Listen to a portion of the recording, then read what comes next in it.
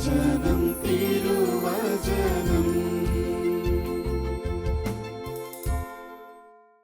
ഈശോയിൽ ഏറെ സ്നേഹമുള്ളവരെ, ഈ ദിവസം നമ്മൾ കാണാൻ ആഗ്രഹിക്കുന്ന ഒരു ദൈവവചനം പ്രഭാഷകൻ്റെ പുസ്തകം 11-ാം അധ്യായം 22-ാം തിരുവചനം. കർത്താവിൻ്റെ അനുഗ്രഹമാണ് ദൈവഭക്തന് സമ്മാനം, അത് ക്ഷണനേരം കൊണ്ട് പൂവണിയുന്നു. നമ്മെ വളരെയധികം ആശ്വസിപ്പിക്കുന്ന, ആഹ്ലാദിപ്പിക്കുന്ന ഒരു ദൈവവചനം. എന്താണ് ദൈവത്തിൽ വിശ്വസിക്കുന്നവർക്ക്, കർത്താവിൻ്റെ വഴിയിലൂടെ യാത്ര ചെയ്യുന്നവർക്ക് സ്വർഗം കരുതി വച്ചിരിക്കുന്ന സമ്മാനം എന്താണ്? കർത്താവിൻ്റെ അനുഗ്രഹമാണ് ദൈവഭക്തനുള്ള സമ്മാനം, അത് ക്ഷണനേരം കൊണ്ട് പൂവണിയുന്നു. അപ്പോൾ അത് ഓരോ വ്യക്തിയുടെയും ജീവിതത്തിൽ ആ വ്യക്തിക്ക് വേണ്ടി ദൈവം നൽകപ്പെട്ടിരിക്കുന്ന, ദൈവത്താൽ നൽകപ്പെടുന്ന ഈ അനുഗ്രഹം വളരെ പെട്ടെന്ന് തന്നെ എപ്പോഴാണോ നമുക്ക് അത്യാവശ്യമായിട്ടുള്ളത് ആ സമയത്ത് നമുക്ക് നൽകപ്പെടും എന്നാണ് ഈ വാഗ്ദാന വചനം നമ്മെ പ്രത്യേകമായി ഓർമ്മിപ്പിക്കുന്നത്. അപ്പോൾ കർത്താവിൻ്റെ അനുഗ്രഹമാണ് ദൈവഭക്തനുള്ള സമ്മാനം എന്ന് പറയുമ്പോൾ എന്താണ്, ഏത് വിധത്തിലാണ് ദൈവം നമ്മെ അനുഗ്രഹിക്കുന്നത് എന്നതിനെപ്പറ്റി അറിയുന്നത് വളരെ നല്ലതാണ്. വചനത്തിൻ്റെ വഴികളിലൂടെ നാം യാത്ര ചെയ്യുമ്പോൾ, വചനത്തിൻ്റെ അടരുകൾക്കിടയിലേക്ക് നാം യാത്ര ചെയ്യുമ്പോൾ നമുക്ക് മനസ്സിലാകുന്ന ചില പ്രധാനപ്പെട്ട ബോധ്യങ്ങൾ നമുക്കൊന്ന് പ്രത്യേകമായി കാണുവാനായിട്ടാണ് നാം ആഗ്രഹിക്കുന്നത്. ദൈവഭക്തനുള്ള അനുഗ്രഹം കർത്താവിൽ നിന്ന് വരുന്നുവെന്നും അത് വിവിധങ്ങളായ വഴികളിലൂടെ നമ്മുടെ ജീവിതങ്ങളിലേക്ക് എത്തിപ്പെടുന്നുണ്ട് എന്നും നാം പ്രത്യേകമായി മനസ്സിലാക്കണം.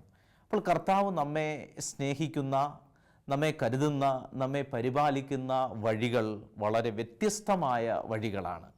അനുദിനം ഞാനും നിങ്ങളും നമ്മുടെ സ്വാഭാവികമായ സാധാരണ ജീവിതങ്ങളിൽ അതനുഭവിക്കുകയും ആസ്വദിക്കുകയും ചെയ്യുന്നവരാണ്. അപ്പോൾ ആ ഒരു ദൈവത്തിൻ്റെ അനുഗ്രഹങ്ങൾ കൊണ്ടും നടത്തിപ്പ് കൊണ്ടും ജീവിതത്തെ മുന്നോട്ട് കൊണ്ടുപോകുന്നവരാണ് നമ്മൾ ഓരോരുത്തരും. ഏത് മഹാവ്യാധികൾക്കിടയിലും അടുത്ത ദിവസം ജീവിക്കണമെന്നൊരു പ്രത്യാശ നമ്മുടെ ജീവിതത്തിൽ കൈവരുന്നത് നമുക്ക് മുൻപേ മേഘത്തണലിലും അഗ്നി സ്തംഭത്തിലും പോകുന്ന ഒരു ദൈവമുണ്ട് എന്നുള്ള ഒരു തിരിച്ചറിവിലാണ്. അപ്പോൾ ദൈവം ഓരോ വ്യക്തിയെയും വളരെ വ്യക്തിപരമായി സ്നേഹിക്കുന്നു. വിലാപങ്ങളുടെ പുസ്തകത്തിൽ നമ്മൾ വായിക്കുന്നില്ലേ, ഓരോ പ്രഭാതത്തിലും കർത്താവിൻ്റെ സ്നേഹം പുതിയതാണ്. ഇന്നലെ സ്നേഹിച്ചതുപോലെയല്ല കർത്താവ് ഇന്ന് എന്നെ സ്നേഹിക്കുന്നത്. ആ സ്നേഹം പോരാ ഇന്ന് ജീവിക്കാൻ. നാളെ അതിലും വലിയൊരു സ്നേഹമുണ്ടെങ്കിൽ മാത്രമേ പ്രതിസന്ധികളുടെ ഈ മലകൾക്കിടയിൽ, പ്രതിബന്ധങ്ങളുടെ തിരമാലകൾക്കിടയിൽ പിടിച്ചു നിൽക്കുവാൻ നമുക്ക് സാധിക്കുകയുള്ളൂ. അപ്പോൾ ഈ ഒരു വചനം നമ്മൾ കൂടുതൽ കൃത്യമായി, അല്ലെങ്കിൽ വലിയൊരു ബോധ്യം നമുക്ക് നൽകുന്ന മറ്റൊരു വചന ഭാഗത്തിൻ്റെ സഹായത്തോടു കൂടിയാണ്. ലൂക്കാ സുവിശേഷം 15-ാം അധ്യായം നമുക്കറിയാം. അനേകം നഷ്ടപ്പെടലുകളുടെ ഒരു സുവിശേഷ ഭാഗമാണ് ലൂക്കാ സുവിശേഷം 15-ാം അധ്യായം. 2-3 സംഭവങ്ങളാണ് ഈ ലൂക്കാ 15-ൽ വിവരിക്കുന്നത്. ആദ്യത്തെ സംഭവം നഷ്ടപ്പെട്ടു പോകുന്ന ഒരാടിനെ പറ്റിയുള്ളതാണ്. രണ്ടാമത് നഷ്ടപ്പെട്ടു പോകുന്ന ഒരു നാണയത്തെ പറ്റിയുള്ളതാണ്. മൂന്നാമത്തെ സംഭവം ഒരു മകൻ വീട്ടിൽ നിന്ന്, പിതാവിൻ്റെ ഹൃദയത്തിൽ നിന്ന് നഷ്ടപ്പെട്ടു പോകുന്നതാണ്. അങ്ങനെ നഷ്ടങ്ങളുടെ കണക്കുകൾ നമുക്ക് മുമ്പിൽ നിരത്തുന്ന ഒരു സുവിശേഷമാണ് ലൂക്കാ 15. എങ്കിലും ഓരോ സംഭവത്തിൻ്റെയും അവസാനം എല്ലാം തിരികെ കിട്ടുന്നതായിട്ടും അതിൻ്റെ ആ വലിയ സന്തോഷത്തിലേക്ക് ദൈവത്തോടൊപ്പം മനുഷ്യൻ എത്തിച്ചേരുന്നതായിട്ടും നാം കാണുന്നുണ്ട്. അപ്പോൾ ക്ഷണനേരം കൊണ്ട് പൂവണിയുന്ന ദൈവത്തിൻ്റെ അനുഗ്രഹം. നഷ്ടങ്ങളുടെ കണക്കുകൾ ഒരു വശത്ത് ഉണ്ട് എങ്കിലും നേട്ടങ്ങളുടെയും തിരിച്ചു കിട്ടുന്നതിൻ്റെയും ഒക്കെ സന്തോഷം മറുവശത്ത് നിൽക്കുകയാണ്. അപ്പോൾ നഷ്ടങ്ങളിലൂടെ അല്ല മനുഷ്യൻ്റെ മനസ്സ് സഞ്ചരിക്കേണ്ടത്, മറിച്ച് ദൈവം നൽകുന്ന നിത്യമായ സന്തോഷത്തിലൂടെയും ദൈവം വാഗ്ദാനം ചെയ്തിരിക്കുന്ന അനുഗ്രഹങ്ങളിലൂടെയുമാണ്. നമ്മൾ പലപ്പോഴും നഷ്ടക്കണക്കുകളിൽ മുഴുകുന്നവരാണ്. പലപ്പോഴും നഷ്ടങ്ങളാണ്, അല്ലെങ്കിൽ അങ്ങനെയുള്ള കണക്കുകൾ സൂക്ഷിക്കുന്നതാണ് പലപ്പോഴും മനുഷ്യൻ്റെ ഒരു ഇഷ്ടം. പക്ഷേ അതിനേക്കാൾ അതീതമാണ് ദൈവത്തിൻ്റെ പദ്ധതികൾ. എനിക്ക് ദൈവം ഓരോ നഷ്ടങ്ങൾ എൻ്റെ ജീവിതത്തിൽ അനുവദിക്കുമ്പോഴും അതിലൂടെ അനന്തമായ ചില വാഗ്ദാനങ്ങൾ ദൈവം നൽകുന്നുണ്ട്. അതാണ് നമ്മൾ ഈ സുവിശേഷത്തിൻ്റെ ഒരു കുഞ്ഞു സംഭവത്തിലൂടെ കാണാനായിട്ട് ആഗ്രഹിക്കുന്നത്. കാണാതാകുന്ന ഒരു നാണയം. അപ്പോൾ ഒരു സ്ത്രീ, പാവപ്പെട്ട ഒരു സ്ത്രീ ആയിരിക്കാം, അവൾ ഉപജീവനം കഴിക്കാൻ വേണ്ടി നിരവധിയായിട്ടുള്ള ജോലികൾ ചെയ്യുന്നു. അങ്ങനെ ആ ജോലി ചെയ്ത് അല്ലെങ്കിൽ ബുദ്ധിമുട്ടി മറ്റുള്ളവരുടെ മുമ്പിൽ കൈനീട്ടി ഒരു സമ്പാദ്യം അവളുടേതായിട്ടുണ്ട്. അതിലൊരു ഭാഗം അവൾക്ക് നഷ്ടപ്പെടുകയാണ്. ഒരു മനുഷ്യ അധ്വാനത്തിൻ്റെ ഒരു ഭാഗം ഒരു ദിവസം നഷ്ടപ്പെടുന്നു. അപ്പോൾ ഒരു 10 നാണയമുള്ള ഒരു സ്ത്രീ അതിലൊന്ന് നഷ്ടപ്പെടുമ്പോൾ അവളുടെ ജീവിതത്തിൽ സംഭവിക്കുന്ന ദൈവിക ഇടപെടലുകളെ പറ്റിയാണ് ലൂക്കാസ് സുവിശേഷം 15-ാം അധ്യായം 8 മുതലുള്ള വചനങ്ങളിൽ നമ്മൾ കാണുന്നത്. അപ്പോൾ തനിക്ക് 10 നാണയം ഉണ്ടായിരിക്കെ അതിലൊന്ന് നഷ്ടപ്പെട്ടാൽ ആ വരികൾക്കിടയിൽ നമുക്ക് മനസ്സിലാകുന്ന ചില ദൈവികമായ ബോധ്യങ്ങളുണ്ട്. അനേക കോടി ആളുകൾ അധിവസിക്കുന്ന ഭൂമി, ഈ പ്രപഞ്ചം, നമുക്കൊരിക്കലും കണക്കെടുത്താൽ തീരാത്ത രീതിയിലുള്ള അനന്തവിശാലമായ ഈ പ്രപഞ്ചത്തിലെ ഒരു സ്ത്രീ അല്ലെങ്കിൽ ഒരു മനുഷ്യ വ്യക്തി അവരുടെ കയ്യിൽ ഉള്ള 10 നാണയങ്ങൾ അതിലൊന്ന് നഷ്ടപ്പെടുന്നു. അതിനെ കൃത്യമായി അറിയുന്ന ദൈവം. ഇതാണ് നമ്മളെ അത്ഭുതപ്പെടുത്തേണ്ടത്. നമ്മളത് പലപ്പോഴും വായിച്ചു വിട്ടിട്ടുണ്ട്. പക്ഷെ അതിൻ്റെ വരികൾക്കുള്ളിൽ കിടക്കുന്ന വലിയ ഒരു ദൈവികമായ ശ്രദ്ധയെപ്പറ്റി നമ്മൾ മനസ്സിലാക്കണം. കോടാനുകൂടി മനുഷ്യർ അധിവസിക്കുന്ന, ചരാചരങ്ങൾ അധിവസിക്കുന്ന ഈ ഭൂമിയിൽ ഒരു പാവപ്പെട്ട സ്ത്രീയുടെ കയ്യിലിരിക്കുന്നത് 10 നാണയമാണ് എന്ന് അറിയാവുന്ന ഒരു ദൈവം, അതിലൊന്ന് നഷ്ടപ്പെട്ടു പോയി എന്നറിയാവുന്ന ദൈവം. എന്താണ് ഈ ഒരു ചിന്ത നമ്മെ കൊണ്ടെത്തിക്കുന്നത്? നിരന്തരമായ ഒരു ദൈവ പരിപാലനയുടെ, നിരന്തരമായ ഒരു ദൈവിക ശ്രദ്ധയുടെ തലത്തിലേക്കാണ്. സങ്കീർത്തനം 115-ാം അധ്യായം 12-ാം തിരുവചനത്തിൽ നമ്മൾ വായിക്കുന്നു, കർത്താവിന് നിന്നെക്കുറിച്ച് വിചാരമുണ്ട് എന്ന് പറഞ്ഞാൽ നമ്മുടെ ഹൃദയ തരംഗങ്ങളെ കൃത്യമായി അറിയുന്ന ദൈവം, നമ്മുടെ ഹൃദയ സ്പന്ദനങ്ങളെ വിവേചിച്ചറിയുന്ന ദൈവം, എല്ലാം അറിയുന്ന അത്യുന്നതനായ ദൈവം. എന്ത് മനോഹരമായ ഒരു അഭയമാണ് നമുക്ക് ലഭിക്കുന്നത്. ഇത് മനോഹരമായ ഒരു സാമീപ്യം, ഒരു ദൈവികമായ സാന്നിധ്യമാണ് ആ വചനത്തിൽ നമ്മൾ അനുഭവിക്കുന്നത്. എല്ലാം അറിയുന്ന ഒരു ദൈവം. 10 നാണയങ്ങൾ നിന്റെ കയ്യിലുള്ളപ്പോൾ നിന്റെ കയ്യിലുള്ളത് 10 എണ്ണമാണെന്നും അതിലൊന്ന് വഴിയിൽ എവിടെയോ നഷ്ടപ്പെട്ടു എന്നും നിന്റെ ജീവിതത്തിൽ ഒരു നഷ്ടമുണ്ടായി എന്നും തിരിച്ചറിയുന്നൊരു ദൈവം. മനുഷ്യൻ്റെ കണക്കുകളിലൂടെ നോക്കുമ്പോൾ ഞാൻ തന്നെ വിചാരിച്ചിട്ടുണ്ട്, എന്തിനാണ് ഈ 10 നാണയത്തിൻ്റെ കഥ? അതിൽ നിന്ന് നഷ്ടപ്പെട്ടു പോകുന്നത് ഇത്രമേൽ പ്രധാനപ്പെട്ടതാണോ? നഷ്ടപ്പെട്ടു പോയ ആളെ സംബന്ധിച്ചിടത്തോളം അത് വളരെ പ്രധാനപ്പെട്ടതല്ലേ? പലരുടെയും ജീവിതത്തിൽ പല നഷ്ടങ്ങൾ കാണുമ്പോൾ നമുക്കത് വലിയൊരു വേദനയായി തോന്നാറില്ല. പക്ഷെ അവരവരുടെ ജീവിതത്തിലേക്ക് ഇറങ്ങിച്ചെല്ലുമ്പോൾ അത് വലിയൊരു വേദനയാണെന്ന് നമുക്കറിയാം. അപ്പോൾ ഓരോരുത്തരുടെയും വേദനകളെ അതിൻ്റെ ആന്തരികതയിൽ മനസ്സിലാക്കുന്ന ഒരു ദൈവം, അതാണ് നമ്മൾ മനസ്സിലാക്കേണ്ടത്. ഒരു ആശുപത്രി മുറികൾക്കുള്ളിൽ നിന്നുകൊണ്ട് നിന്റെ വിലാപങ്ങൾ അറിയുന്ന ഒരു ദൈവം, ഒരു ICU വാർഡിൻ്റെ മുമ്പിൽ അകത്ത് കിടക്കുന്ന ഒരാളിനു വേണ്ടി പ്രാർത്ഥിച്ചു കൊണ്ടിരിക്കുമ്പോൾ നിന്റെ ഹൃദയതാളങ്ങൾ അറിയുന്ന ദൈവം, ജോലിക്ക് വേണ്ടി തെരുവുകളിലൂടെ അലഞ്ഞുതിരിഞ്ഞ് നടക്കുമ്പോൾ നിന്നെ അറിയുന്ന ഒരു ദൈവം. അതുകൊണ്ട് പ്രിയപ്പെട്ടവരെ, നമ്മുടെ എല്ലാ അലച്ചിലുകളെയും കൃത്യമായി എണ്ണിയിരിക്കുന്ന ദൈവം. അതുകൊണ്ടാണല്ലോ വചനം പറയുന്നത്, നിന്റെ അലച്ചിലുകൾ ഞാൻ എണ്ണിയിട്ടുണ്ട്, നിന്റെ കണ്ണീർ കണങ്ങൾ ഞാൻ കുപ്പിയിൽ ശേഖരിച്ചിട്ടുണ്ട്. നിസ്സാരമെന്ന് തോന്നുന്ന മറ്റൊരാളുടെ കണ്ണുനീര് പോലും ശേഖരിക്കപ്പെടുന്നതാണെന്നും ശേഖരിക്കപ്പെട്ടിട്ടുണ്ടെന്നും ഉള്ള ഒരു അറിവ് നമ്മെ ദൈവത്തോട് അടുപ്പിക്കുന്നുണ്ട് എന്ന് നാം മനസ്സിലാക്കണം. ഇതുമാത്രം ദൈവികമായ ഒരു സാന്നിധ്യമാണ് ഓരോ ദിവസവും നമ്മൾ അനുഭവിക്കുന്നത്.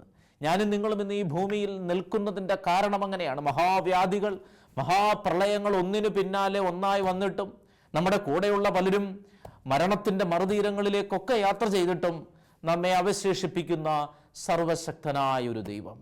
ആ ദൈവത്തിലാണ് പ്രിയമുള്ളവരെ നമ്മൾ നോക്കേണ്ടത്. ആ ദൈവത്തിലേക്കാണ് നമ്മുടെ കണ്ണുകൾ ഉയർത്തേണ്ടത്.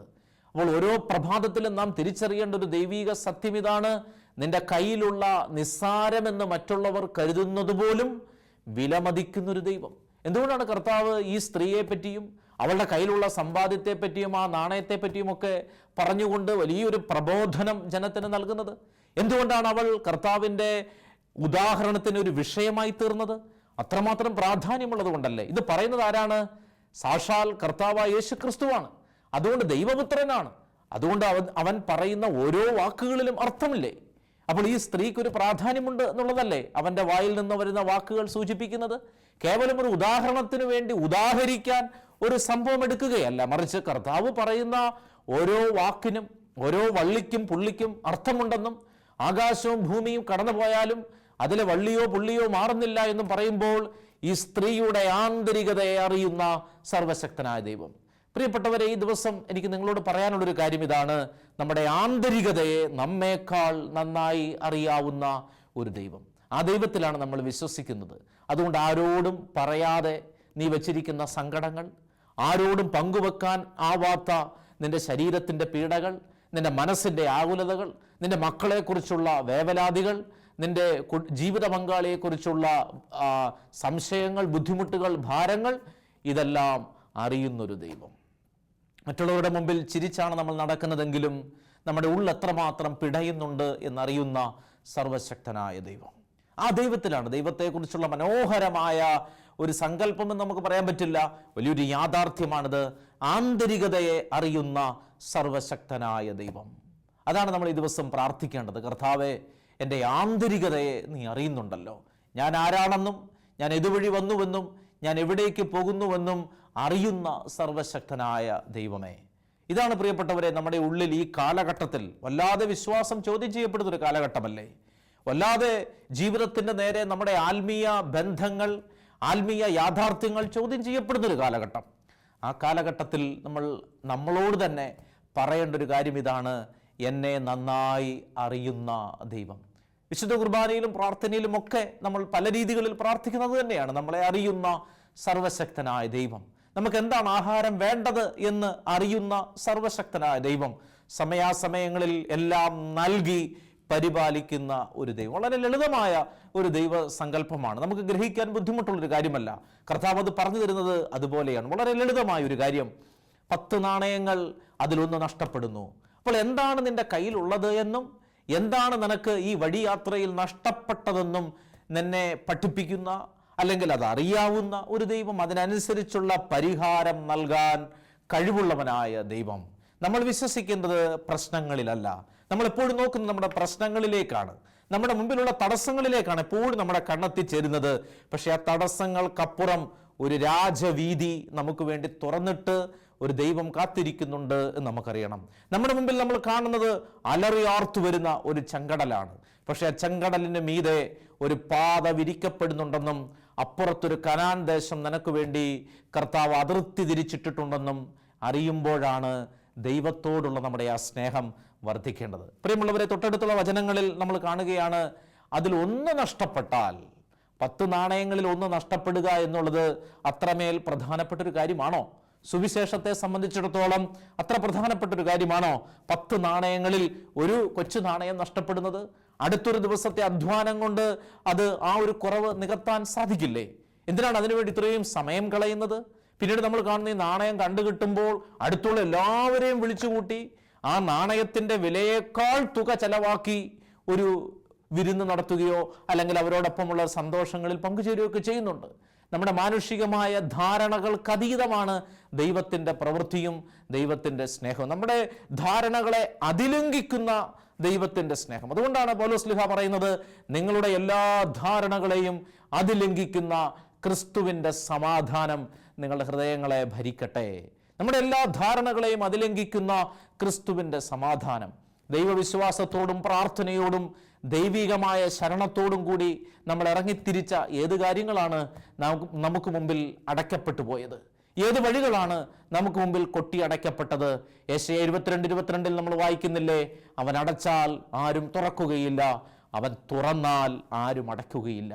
ഒരിക്കലും അടയ്ക്കപ്പെടാത്തൊരു വാതിലായി ക്രിസ്തു തന്നെ നമ്മുടെ മുമ്പിൽ നിൽക്കുന്നുണ്ടെന്നും നമ്മുടെ നഷ്ടങ്ങളും നമ്മുടെ സങ്കടങ്ങളും വേവലാതികളുമെല്ലാം കർത്താവ് അറിയുന്നുണ്ടെന്നും നമ്മൾ തിരിച്ചറിയണം.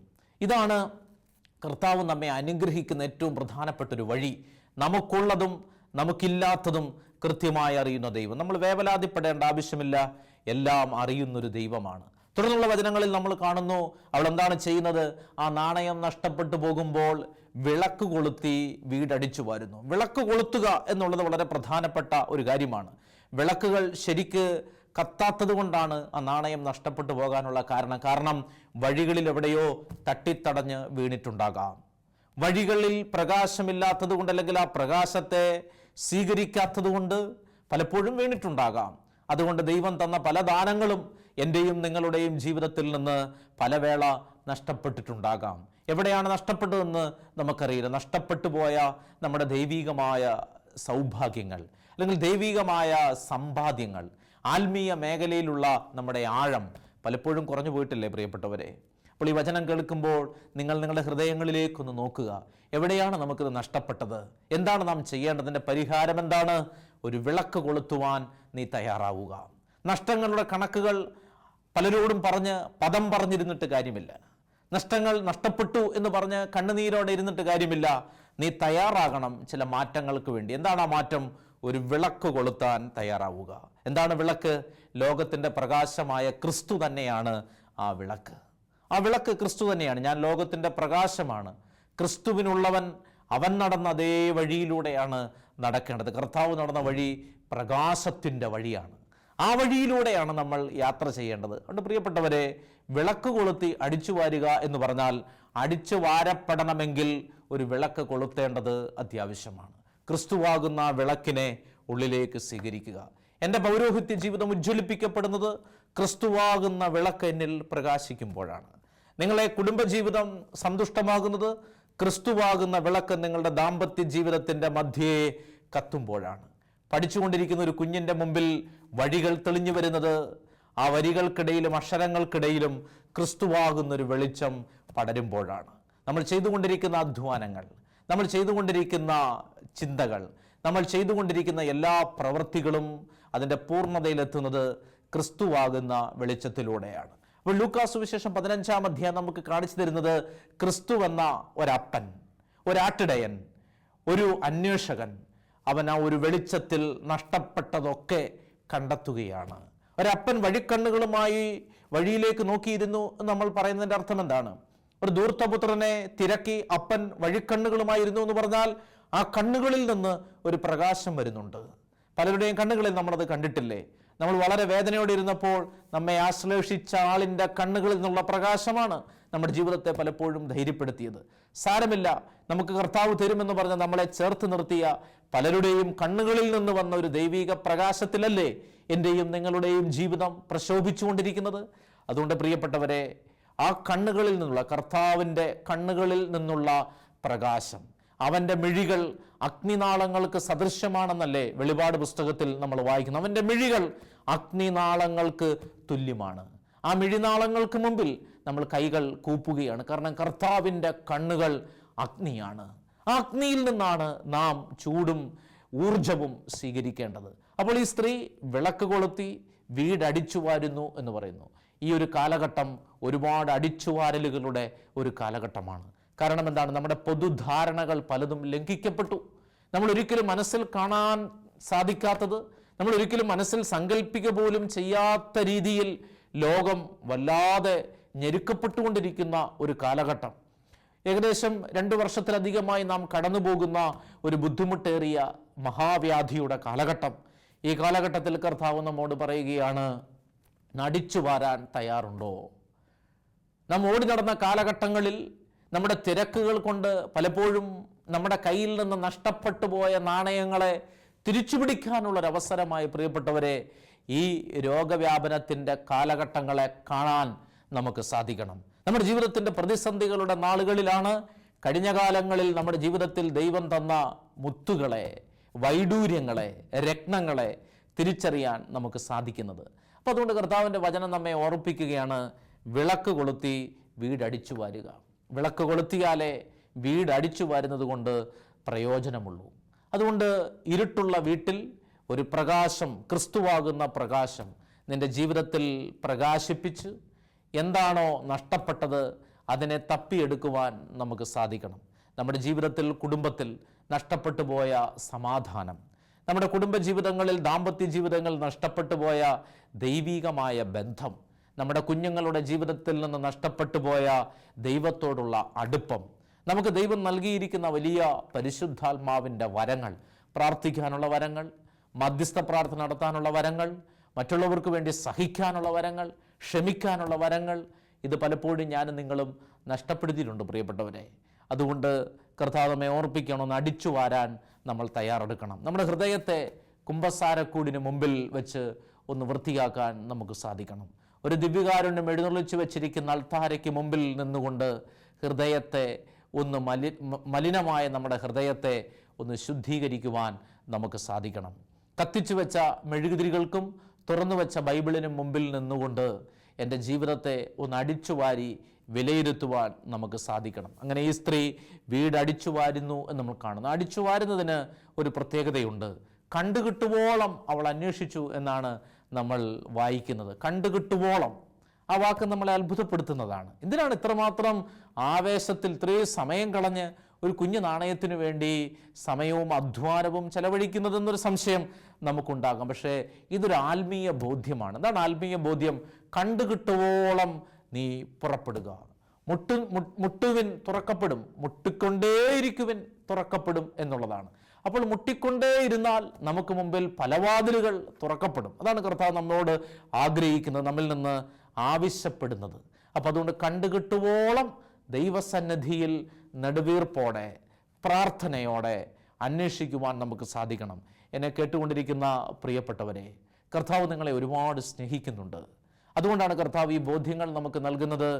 നിൻ്റെ ജീവിതത്തിൽ നഷ്ടപ്പെട്ടു പോയ ദൈവികമായ സമാധാനം, നിൻ്റെ കുടുംബത്തിൽ ഉണ്ടായിരുന്ന ആ വലിയൊരു ശക്തി, പരസ്പര സ്നേഹത്തിൻ്റെ ശക്തി, ദാമ്പത്യ ജീവിതത്തിൻ്റെ വലിയ അടിത്തറ, നിൻ്റെ പൗരോഹിത്യ സന്യസ്ത ജീവിതത്തിൻ്റെ ആന്തരികത, എന്തെങ്കിലും നഷ്ടപ്പെട്ടു പോയല്ലോ കർത്താവേ, ഇനി ഞാൻ ജീവിച്ചിരിക്കുന്നത് എന്ത് എന്ന് വിലപിച്ചിരിക്കുന്ന ആരെങ്കിലും ഈ വചന ശുശ്രൂഷയുടെ ഭാഗമായി ഇത് കേൾക്കുന്നുണ്ടെങ്കിൽ, കർത്താവ് നിങ്ങളെ സ്നേഹിക്കുന്നുണ്ടെന്നും നഷ്ടപ്പെട്ടത് മുഴുവൻ തിരികെ തരാനും അതിൽ സന്തോഷിക്കുവാനും കർത്താവ് നിനക്ക് ഇടവരുത്തുമെന്നുമുള്ള ഒരു ദൈവികമായ പ്രത്യാശ നമ്മുടെ ജീവിതങ്ങളിലേക്ക് കടന്നു വരട്ടെ. പിതാവിൻ്റെയും പുത്രൻ്റെയും പരിശുദ്ധാത്മാവിൻ്റെയും നാമത്തിൽ ആമേൻ.